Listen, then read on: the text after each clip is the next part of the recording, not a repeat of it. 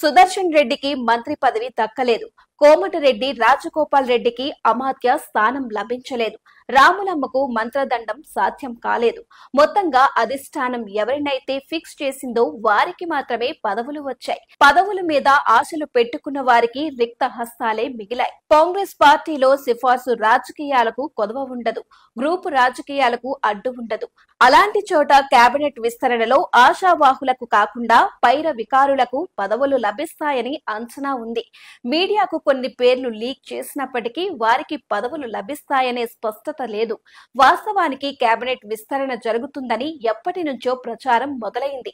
దీనిపై అనేక సందర్భాలలో ముఖ్యమంత్రి రేవంత్ రెడ్డి హస్తినకు వెళ్లి వచ్చారు. పార్టీ పెద్దలను కలిశారు. కొన్నిసార్లు ఆయన ఒక్కరు మాత్రమే వెళ్లారు. ఇక అనేక సందర్భాలలో భట్టి విక్రమార్క, శ్రీధర్ బాబు, మహేష్ కుమార్ గౌడ్ వంటి వారు వెళ్లారు. ఇలా అనేక సందర్భాల్లో ముఖ్యమంత్రి హస్తిన వెళ్లిన తరువాత చివరికి మంత్రివర్గం విస్తరణపై ఒక క్లారిటీ వచ్చింది. శ్రీహరి ముదిరాజ్, వివేక్ అడ్లూరి లక్ష్మణ్ కు మంత్రి పదవులు లభించాయి. బీసీ, ఎస్సీ సామాజిక వర్గాలకు చెందిన నాయకులకు మంత్రి పదవులు ఇవ్వాలని అధిష్టానం పట్టుదలతో ఉండటంతో సిఫార్సులకు లెక్క లేకుండా పోయింది.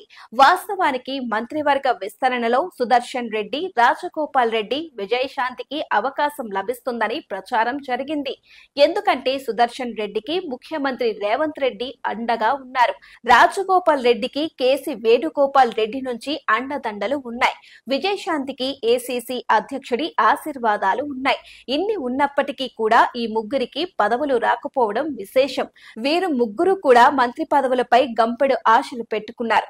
వీరు మాత్రమే కాదు, అద్దంకి దయాకర్ కూడా మంత్రి అవుతారని ప్రచారం జరిగింది. అద్దంకి దయాకర్ అనుచరులు సోషల్ మీడియాలో విపరీతంగా ప్రచారం కూడా చేశారు. కానీ చివరికి అధిష్టానం తాము అనుకున్న వారికి మాత్రమే పదవులు ఇచ్చింది. అధిష్టానం నుంచి గ్రీన్ సిగ్నల్ రావడంతో స్థానిక నాయకత్వం ఆ ముగ్గురికి మాత్రమే మంత్రి పదవులు ఇచ్చినట్టు పేర్కొంది. ఇక డోర్నకల్ ఎమ్మెల్యే రామచంద్ర నాయక్ కు డిప్యూటీ స్పీకర్ పదవి రావడం విశేషం. ఆయన తొలిసారిగా డోర్నకల్ నుంచి ఎమ్మెల్యేగా గెలిచారు. ముఖ్యమంత్రి దగ్గర పరపతి ఎక్కువగా ఉండటంతో చివరికి ఉప సభాపతి పోస్టును సాధించారు. తాజాగా ప్రకటించిన మంత్రివర్గంలో కరీంనగర్ జిల్లాకి చెందిన ఒక నాయకుడికి పదవి లభించింది. మొత్తంగా ఉమ్మడి కరీంనగర్ నుంచి ముగ్గురు నాయకులకు మంత్రి పదవులు లభించడం విశేషం. ఇక ఉమ్మడి ఖమ్మం జిల్లా నుంచి తుమ్మల నాగేశ్వరరావు, పొంగులేటి శ్రీనివాస్ రెడ్డి, భట్టి విక్రమార్క మంత్రులుగా కొనసాగుతున్నారు. ఇప్పుడు ఈ జాబితాలోకి కరీంనగర్ జిల్లా నాయకులు కూడా చేరిపోయారు. కరీంనగర్ జిల్లా నుంచి శ్రీధర్ బాబు, ప్రభాకర్ తో పాటు లక్ష్మణ్ కు కూడా మంత్రి పదవులు లభించడంతో ఖమ్మంతో పాటు కరీంనగర్ కూడా ముగ్గురు మంత్రులతో కొనసాగుతోంది.